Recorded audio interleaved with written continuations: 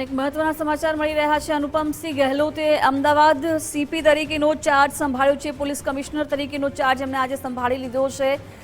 અનુપમસિંહ ગહેલોતની નવા police commissioner તરીકે નિયુક્તિ થઈ છે અને આજથી એમણે પદભાર સંભાળી લીધો છે। ઉચ્ચ પોલીસ અધિકારીઓની હાજરીમાં તેમનું સ્વાગત કરવામાં આવ્યું છે। વર્ષ 1997 બેચના આઈપીએસ અનુપમસિંહ ગહેલોતે આજે વિધિવત રીતે પોતાનો પદભાર સંભાળ્યો છે। અગાઉ તેઓ સુરત, વડોદરા અને રાજકોટના પોલીસ કમિશનર તરીકે પણ સેવા આપી ચૂક્યા છે। આજે તેમણે અમદાવાદ પોલીસ કમિશનર તરીકેનો કાર્યભાર સંભાળ્યો છે। અનુપમસિંહ ગહેલોતને નવા પોલીસ કમિશનર તરીકે પદભાર સંભાળ્યો છે।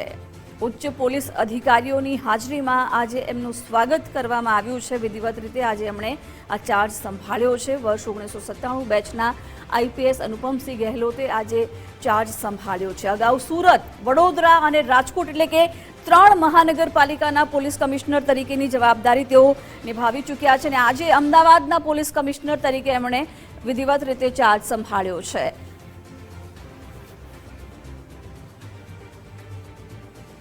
અગાઉ સુરત, વડોદરા, રાજકોટના પોલીસ કમિશનર તરીકે પણ અનુપમસિંહ ગહેલોત સેવા આપી ચૂક્યા છે અને હવે એમની અમદાવાદમાં પોલીસ કમિશનર તરીકેની નિયુક્તિ કરવામાં આવ્યા પછી આજે વિધિવત રીતે એમણે પોતાનો પદભાર સંભાળ્યો છે।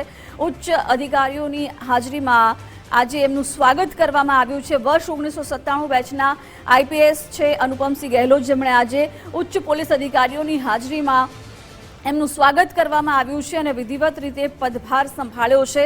હવે અમદાવાદની કમાન તેમના હાથમાં છે। અમદાવાદમાં પોલીસ કમિશનર તરીકેનો પદભાર છે આજે એમણે સંભાળ્યો છે। વર્ષ 1997ની બેચના આઈપીએસ અનુપમસિંહ ગહેલોતે આજે ચાર્જ સંભાળ્યો છે। આ પહેલા તેઓ સુરત, વડોદરા અને રાજકોટ આ 3 મહાનગરપાલિકામાં પણ પોલીસ કમિશનર તરીકેનો ચાર્જ સંભાળી ચૂક્યા છે અને હવે વધુ એક મહાનગરપાલિકામાં તેઓ પોલીસ કમિશનર તરીકેની જવાબદારી નિભાવવા જઈ રહ્યા છે। અમદાવાદમાં આજે એમનું સ્વાગત કરાયું।